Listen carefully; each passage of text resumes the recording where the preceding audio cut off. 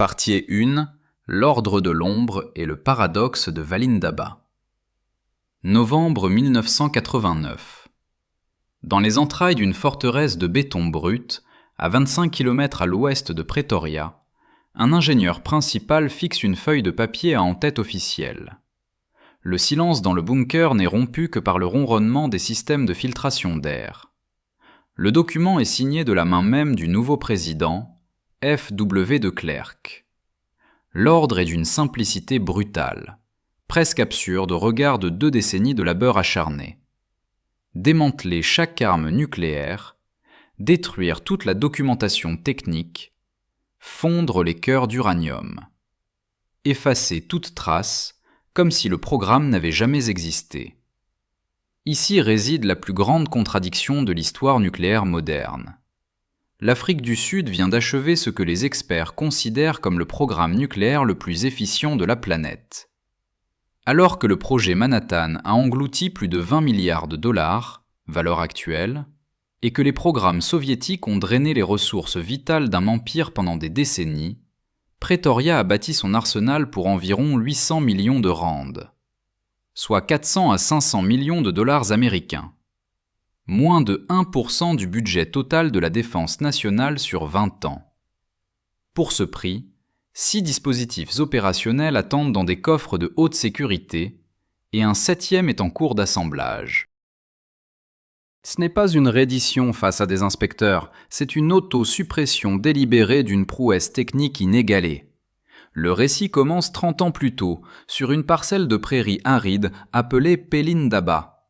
En zoulou, le nom signifie « l'affaire est réglée » ou « de cela nous ne parlons pas ».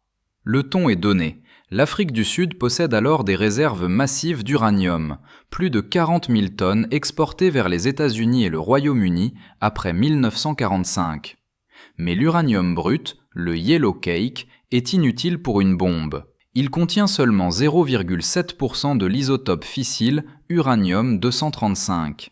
Pour obtenir une arme, il faut atteindre une concentration de 80% ou plus.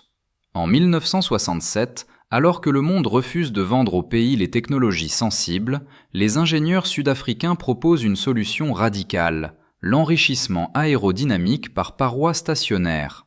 Le défi est immense. Les puissances nucléaires utilisent soit des centrifugeuses à haute vitesse, exigeant des roulements et des matériaux composites spatiaux, soit la diffusion gazeuse, nécessitant des usines de la taille de ville. L'Afrique du Sud, elle, va utiliser la force pure de l'air. Imaginez des tubes de métal minuscules, d'1 centimètre de diamètre seulement. À l'intérieur, un mélange de gaz d'hexafluorure d'uranium, UF6, et d'hydrogène est injecté à des vitesses supersoniques. Le gaz tourbillonne contre les parois fixes du tube. La force centrifuge, poussée à son paroxysme, sépare les isotopes par leur infime différence de masse. Les atomes d'uranium-238, plus lourds, sont projetés contre la paroi extérieure, tandis que l'uranium-235, plus léger, se concentre vers le centre. À la sortie, des orifices calculés au micromètre près séparent les flux enrichis et appauvris. L'innovation est ici. Pas de pièces rotatives complexes, pas de fibres de carbone introuvables. La difficulté se déplace de la précision mécanique extrême vers la production de masse. Pour obtenir de l'uranium de qualité militaire, le gaz doit passer par des milliers de ces tubes montés en cascade. Chaque étage n'augmente la concentration que d'un facteur dérisoire de 1,1. Il faut donc une architecture monumentale. En 1970, l'Atomic Energy Board annonce la création d'une nouvelle entité, l'UCOR, Uranium Enrichment Corporation of South Africa. Une nouvelle installation sort de terre juste à côté de Pelindaba. Son nom, Valindaba. En zoulou, de cela, nous ne parlons pas du tout. C'est ici que l'usine pilote Wirac Plant commence à prendre forme. Mais un problème technique, un détail en apparence mineur, menace de faire s'effondrer tout l'édifice. L'hexafluorure d'uranium est l'une des substances les plus corrosives connues de l'homme.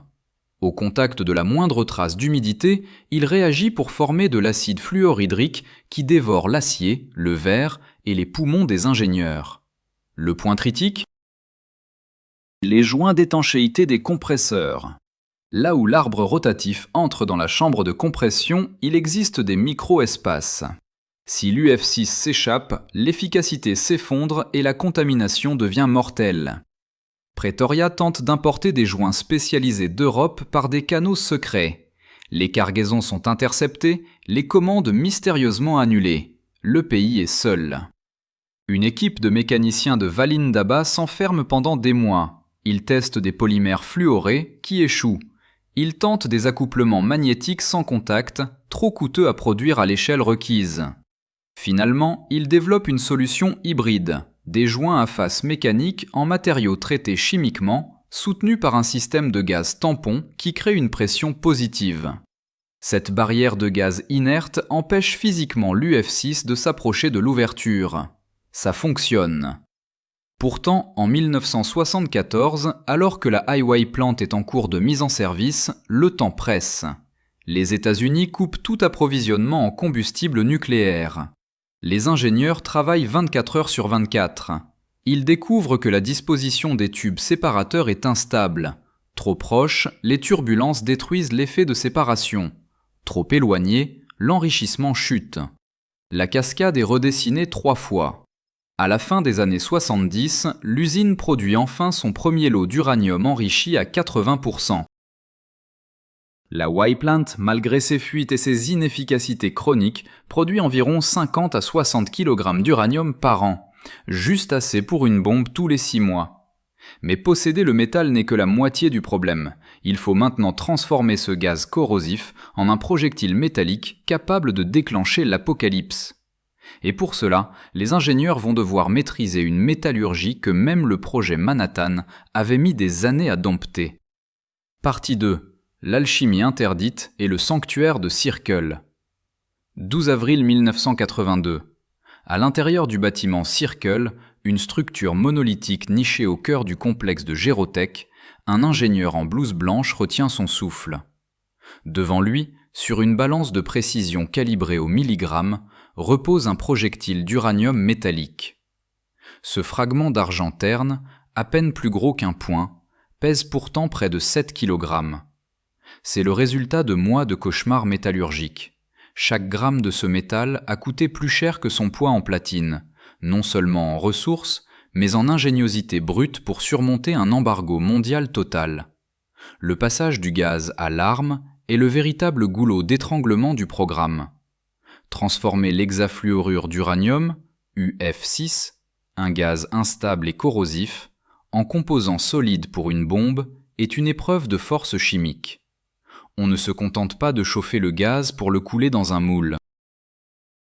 L'uranium métallique est une substance capricieuse. Il réagit violemment avec l'oxygène, l'azote et l'humidité dès que la température monte. Il s'oxyde instantanément, formant des composés fragiles qui se fissurent à la moindre contrainte mécanique. Les chimistes de Pelindaba ont dû concevoir un processus en 3 étapes, d'une précision chirurgicale. D'abord, la réduction chimique de l'UF6 en tétrafluorure d'uranium, UF4, une poudre verte connue sous le nom de sel vert. Ensuite, la réduction métallothermique. Dans un creuset scellé, sous atmosphère inerte d'argon, la poudre est mélangée à du calcium métallique pur. La réaction est exothermique, libérant une chaleur intense qui sépare le métal pur des fluorures. Enfin, le lingot obtenu doit subir une refonte sous vide par induction pour éliminer les dernières impuretés et atteindre une densité critique de 99,9%. À 19,1 g par centimètre cube, l'uranium est 19 fois plus lourd que l'eau. Une erreur de densité d'un demi-point et la physique de la détonation s'effondre. Mais le défi le plus dangereux réside dans l'usinage. Le bâtiment Circle est une prouesse d'isolation. Pas de fenêtre. Une seule enseigne extérieure indiquant sobrement « Workshop ». À l'intérieur, une quarantaine d'ingénieurs et de techniciens triés sur le volet opèrent sur des tours industrielles modifiées. L'uranium est un métal pyrophorique. Lors de la coupe, les micro-copeaux de métal s'enflamment spontanément au contact de l'air. Les machines fonctionnent sous un flux constant de gaz argon et de fluides de coupe spécialisés. Chaque tour génère des étincelles radioactives que les opérateurs doivent dompter. Les copeaux sont immédiatement collectés dans des récipients d'huile pour éviter tout incendie catastrophique. Pourquoi avoir choisi une conception de type canon plutôt qu'une implosion plus moderne ? La réponse est une leçon de pragmatisme technique sous contrainte. Une arme à implosion, comme celle de Nagasaki, exige de faire détonner simultanément des lentilles d'explosifs puissants avec une précision de l'ordre de la microseconde pour comprimer un cœur de plutonium. Cela demande une électronique ultra rapide, des détonateurs à pont de fil explosifs et des tests à grande échelle que l'Afrique du Sud ne peut pas se permettre de cacher. La bombe de type canon est plus simple. On tire un projectile d'uranium creux dans un cylindre d'uranium fixe. Lorsque les deux masses se rejoignent, elles dépassent la masse critique. C'est la fiabilité absolue contre la sophistication. Pourtant, les ingénieurs d'Armscor ont ajouté une couche de sécurité que même les Américains n'avaient pas prévue pour Little Boy. Puisque l'arsenal sud-africain est conçu pour être stocké durant des années, le risque de détonation accidentelle doit être réduit à zéro. Ils inventent un système de sécurité révolutionnaire. L'arme est physiquement scindée en deux sections. L'avant contient une moitié de l'uranium, l'arrière contient l'autre moitié et la charge propulsive. Ces deux moitiés sont stockées dans des coffres-forts séparés, dont les codes d'accès sont divisés entre 3 ministres de haut rang et le chef de l'État. Aucun homme, seul, ne peut assembler l'apocalypse. À l'intérieur même du baril de l'arme, des dispositifs mécaniques bloquent le projectile. Le baril lui-même possède des trous de décharge de pression décalés. Si la charge propulsive venait à s'allumer accidentellement, la pression s'échapperait par ces évents, empêchant le projectile d'atteindre la vitesse nécessaire pour l'impact critique. Ce n'est qu'au moment de l'armement final que le baril pivote pour aligner les évents avec des obturateurs, permettant au projectile d'atteindre sa vélocité de design de 1000 mètres par seconde. Les tests balistiques sont menés à Somchem, dans la province du Cap. Les ingénieurs y tirent des modèles grandeur nature avec des projectiles d'uranium naturel non enrichis dans une structure en bois surnommée le porcher. Ils doivent vérifier que le projectile ne subit aucun lacet ou tangage lors de sa course dans le baril. Le moindre millimètre de déviation lors de l'assemblage final transformerait la réaction nucléaire en un simple fissole, une explosion de faible puissance qui disperserait la matière sans déclencher la fission en chaîne. Plus radical encore est le choix de l'initiateur de neutrons. Normalement, une source de neutrons, souvent un mélange de polonium-210 et de beryllium, est nécessaire pour garantir que la réaction commence au moment précis de l'impact. Mais le polonium a une demi-vie courte et doit être remplacé régulièrement. Les Sud-Africains décident de s'en passer. Leurs calculs montrent que les neutrons de fond, issus de la fission spontanée ou des rayons cosmiques, suffiront à déclencher la réaction en quelques microsecondes une fois la masse critique atteinte. C'est un pari audacieux sur la physique fondamentale. Chaque engin terminé pèse environ 1 tonne métrique, longueur 1,8 mètre, diamètre 65 cm. À l'intérieur, 55 kg d'uranium hautement enrichi sont entourés d'un réflecteur de neutrons en tungstène massif pesant plusieurs centaines de kilos. La puissance calculée ? Entre 10 et 18 kilotonnes. L'équivalent de Hiroshima, compacté dans un cylindre d'acier poli, né de l'esprit d'une poignée d'hommes travaillant dans un atelier sans fenêtre, ignoré du monde entier. En 1987, le premier modèle de production qualifié est prêt. L'Afrique du Sud possède l'arme. Elle va maintenant devoir apprendre à s'en débarrasser. Partie 3. Le zénith de l'arsenal et le grand sabotage volontaire. Août 1987. Dans la salle d'assemblage climatisée du bâtiment Circle, le silence est quasi religieux. Un technicien supérieur d'Armscor, ganté de blanc, appose une signature finale dans un registre relié de cuir. Devant lui, l'arme numéro 1, le premier modèle de production qualifié, vient d'être achevé. Chaque composant, du plus petit ressort au cylindre de tungstène de 400 kg, porte un numéro de série unique. Ce moment marque l'aboutissement d'un programme de qualification si rigoureux qu'il ferait passer les normes aérospatiales modernes pour de la simple maintenance. Ici, l'ingénierie ne se contente pas de la théorie. Pour arriver à ce modèle numéro 1, les Sud-Africains ont dû inventer leur propre protocole de survie pour une arme nucléaire. Contrairement aux bombes américaines de 1945, assemblées en vol, les engins sud-africains devaient pouvoir être stockés pendant des décennies et transportés par des avions d'attaque au-dessus de zones de combat. Les ingénieurs ont soumis les sous-systèmes à des tests environnementaux brutaux. Cyclage thermique de moins 40 degrés Celsius à plus 80 degrés Celsius. Exposition prolongée à une humidité de 95%. Simulation de vibrations de décollage et tests d'interférences électromagnétiques. Ils ont même construit une porcherie, pigsty, un caisson de test renforcé où ils ont fait exploser des charges propulsives pour vérifier la cinétique des projectiles sans uranium. Chaque détonateur a été testé des milliers de fois pour établir des statistiques de fiabilité à 99,99%. Le paradoxe de Circle est fascinant. Alors que le projet Manhattan employait 130 000 personnes, le programme d'armement sud-africain reposait sur une équipe de seulement 40 ingénieurs et techniciens directement impliqués dans la fabrication des bombes. Comment une équipe si réduite a-t-elle pu atteindre ce niveau de perfection ? Par une intégration verticale absolue. Dans le bâtiment Circle, tout était réuni sous un même toit. Atelier de mécanique de précision, laboratoire d'électronique, fonderie d'uranium, cellule de test d'explosifs et coffre-fort de stockage. L'ingénieur qui dessinait une pièce sur sa planche à dessin était souvent celui qui supervisait son usinage sur le tour. Cette proximité éliminait les erreurs de communication et permettait une résolution de problèmes instantanée.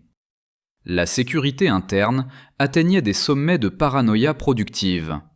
Le bâtiment n'avait aucune fenêtre, dissimulé derrière un remblai de terre qui cassait la ligne de mire depuis les routes environnantes.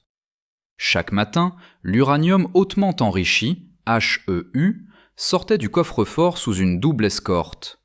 Chaque gramme était pesé avec une précision de 0,1 g au début et à la fin de la journée. Aucun résidu, aucune limaille, aucun copeau de tournage ne devait manquer à l'appel.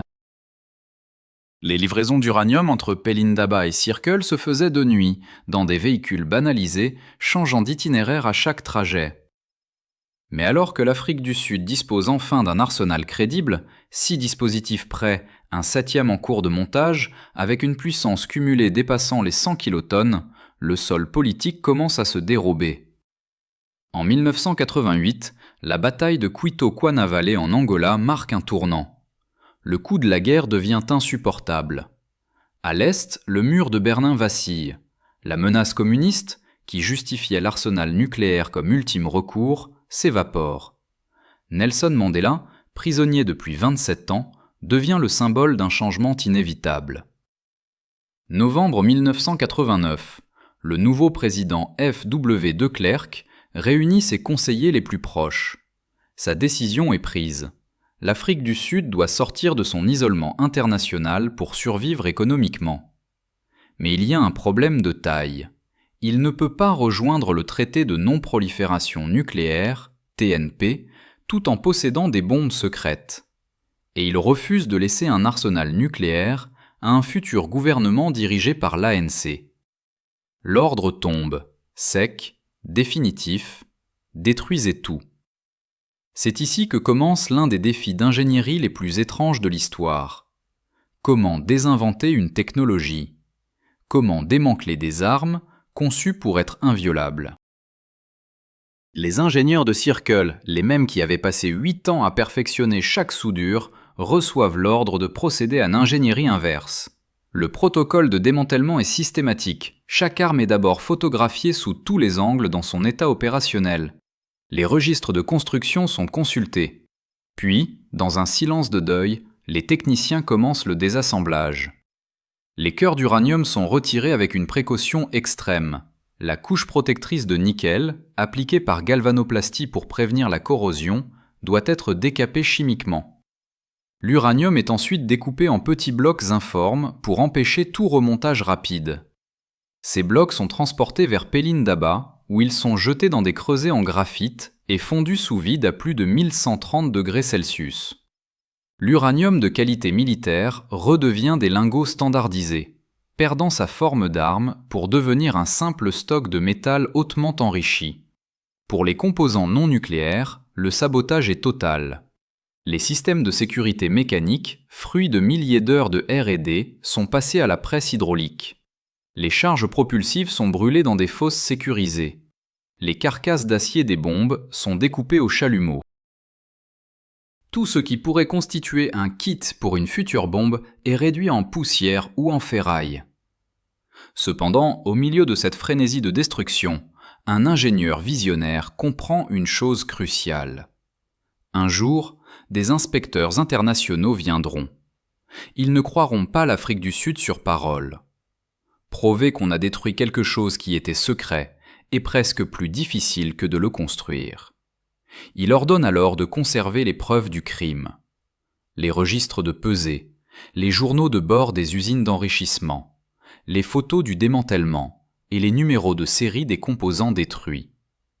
Sans le savoir, ces hommes sont en train d'inventer la science de la vérification du désarmement. En mars 1991, le bâtiment Circle est vide.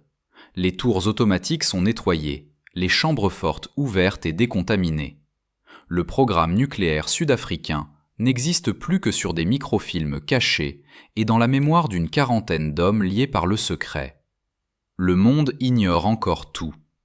Mais l'arrivée imminente des inspecteurs de l'Agence internationale de l'énergie atomique, AIEA, va transformer ce secret en l'un des plus grands mystères techniques du XXe siècle. Partie 4. L'arithmétique du fantôme et l'autopsie du secret. Novembre 1991. Une équipe d'inspecteurs de l'Agence internationale de l'énergie atomique, AIEA, franchit les barrières de sécurité de Pelindaba. À leur tête, des physiciens et des ingénieurs chevronnés habitués aux ruses des États nucléaires. Leur mission est officiellement simple: vérifier que l'inventaire d'uranium déclaré par l'Afrique du Sud est complet et correct. Mais dès les premières heures, une anomalie frappe les experts. Pretoria déclare posséder près de 400 kg d'uranium hautement enrichi, HEU, sous forme métallique. C'est une quantité massive, suffisante pour alimenter 7 à 8 bombes d'Hiroshima. Pourtant, le gouvernement sud-africain maintient fermement que cet uranium a été produit uniquement pour des recherches civiles et pacifiques. Les inspecteurs ne sont pas dupes. Ils font face à un puzzle technique sans précédent. Comment prouver qu'un pays a construit des bombes sans voir les bombes elles-mêmes? L'AIEA lance alors l'une des opérations de vérification les plus complexes de son histoire: la reconstruction forensique totale du programme nucléaire. Le premier champ de bataille est mathématique. Pour vérifier la véracité des stocks, les ingénieurs utilisent la loi de la conservation de la masse appliquée aux isotopes. Dans l'enrichissement de l'uranium, il existe 3 flux: l'alimentation, uranium naturel, le produit, enrichi, et les queues, uranium appauvri. L'équation est implacable. La quantité totale d'uranium-235 injectée au départ doit se retrouver exactement, au gramme près, dans la somme du produit et des queues. C'est un audit comptable où la monnaie est l'atome. Les inspecteurs s'immergent dans les archives de l'usine Y-Plant de Valindaba. Ils analysent plus de 10 000 registres d'exploitation quotidiens couvrant une décennie. Ils examinent les taux d'alimentation, les assais isotopiques, les temps d'arrêt pour maintenance et les pannes de compresseurs. Chaque incident technique, chaque fuite d'hexafluorure d'uranium, UF6, identifié dans la partie 1, doit être quantifié pour estimer les pertes de matière. En utilisant les caractéristiques de conception des tubes séparateurs Vortex, le facteur d'enrichissement de 1,1, il calcule la capacité de travail séparateur, SWU, réelle de l'usine. Leurs résultats sont stupéfiants. La Y-Plant n'a jamais dépassé 10 000 SWU par an, ce qui limite mathématiquement la production totale à environ 400 kg de HEU sur toute sa durée de vie. Le chiffre correspond exactement à la déclaration sud-africaine. Mais le véritable séisme survient en mars 1993. Devant le Parlement, F.W. de Klerk lâche la bombe médiatique. Oui, l'Afrique du Sud a possédé 6 bombes atomiques opérationnelles et une 7e en construction. mais elles ont toutes été détruites. Pour l'AIEA, la mission change radicalement. Il ne s'agit plus de compter des lingots, mais de vérifier le démantèlement d'un arsenal fantôme. En avril 1993, les inspecteurs pénètrent dans le bâtiment Circle. Ils s'attendent à trouver des laboratoires secrets. Ils découvrent une installation de fabrication commerciale de pointe méticuleusement nettoyée. Mais l'ingénierie laisse toujours des traces. Les experts en détection environnementale procèdent à des prélèvements par frottis sur les murs, les conduits de ventilation et les châssis des tours mécaniques. L'analyse par spectrométrie de masse révèle des particules d'uranium dont la signature isotopique et la morphologie chimique, traces de nickelage, correspondent exactement au processus de fabrication d'armes décrit dans les journaux de bord. L'inspection se déplace vers le site de Vastrap, dans le désert du Kalahari. En 1977, les satellites soviétiques et américains y avaient repéré des infrastructures suspectes. Les inspecteurs découvrent 2 puits d'essai, l'un de 385 mètres et l'autre de 216 mètres de profondeur. Bien que les puits aient été scellés avec du béton et les chambres souterraines effondrées sous les ordres de De Klerk, l'AIEA utilise des équipements de carottage et des capteurs sismiques pour vérifier qu'aucune charge nucléaire n'y est restée dissimulée. Le moment de vérité survient lors de l'audit des registres de fabrication d'Armscor. Les inspecteurs comparent les numéros de série des composants d'armes listés dans les Build History Logbooks avec les certificats de destruction et les reçus de fonte de l'uranium à Pelindaba. Ils tracent le voyage de chaque gramme de HEU, de l'usine d'enrichissement vers Circle pour devenir un projectile, puis de Circle vers le creuset de fonte pour redevenir un lingot informe. La correspondance est parfaite. L'ingéniosité de la vérification réside dans la corrélation de sources indépendantes. Les inspecteurs interrogent séparément les physiciens de l'AEC, civil, et les ingénieurs d'Armscor, militaires. Si les récits divergent sur un détail technique, la pression d'injection du gaz ou la température de fusion du métal, tout l'édifice s'écroule. Mais les témoignages concordent avec une précision chirurgicale. Les Sud-Africains n'ont pas seulement détruit leurs bombes, ils ont fourni le mode d'emploi de la destruction pour prouver leur bonne foi. En 1994, l'AIEA rend son verdict. L'Afrique du Sud a réussi l'impossible. Elle est devenue la première nation au monde à prouver une négation. Les inspecteurs confirment que le programme nucléaire est totalement démantelé. C'est un triomphe pour l'ingénierie de la transparence. Mais alors que le drapeau de la Nouvelle-Afrique du Sud se lève, une question demeure dans l'esprit des experts internationaux. Quel est l'héritage technique réel de cette aventure ? Car si les bombes ont disparu, les secrets de l'enrichissement à bas coût et les leçons d'un programme bâti avec moins de 1% du budget militaire national sont désormais inscrits dans l'histoire, posant un défi permanent à la non-prolifération mondiale. Partie S5. L'héritage de la frugalité et le fantôme de la prolifération 19 août 1994. Le siège de l'Agence internationale de l'énergie atomique, AIEA, à Vienne, publie un document historique. Hans Blix, le directeur général, y confirme officiellement que l'Afrique du Sud a intégralement démantelé son programme nucléaire. Pour la première fois dans l'histoire de l'atome, une nation a fait le chemin inverse, passant de l'état de puissance nucléaire clandestine à celui d'état non doté, totalement transparent. Mais si les bombes ont physiquement cessé d'exister, leur héritage technique continue de hanter et d'inspirer les ingénieurs du monde entier. L'impact le plus immédiat de cette aventure est ce que les experts nomment désormais l'ingénierie de la frugalité. L'Afrique du Sud a prouvé qu'avec seulement 800 millions de rands, une fraction dérisoire des budgets des superpuissances, un pays isolé peut acquérir la capacité de destruction ultime. Moins de 1% du budget de la défense sur 20 ans. Ce chiffre reste une onde de choc pour les services de renseignement mondiaux. Il démontre que le véritable verrou à la prolifération n'est pas le coût financier, ni même le secret technologique, mais uniquement l'accès physique à la matière fissile. Le pivot, de la mort à la vie. Le bâtiment Circle, autrefois sanctuaire de l'Apocalypse, a connu une reconversion qui illustre la plasticité de l'ingénierie de pointe. Après la décontamination rigoureuse des ateliers d'usinage d'uranium, l'installation a été intégrée à la division aérospatiale de Denel, successeur d'Armscor.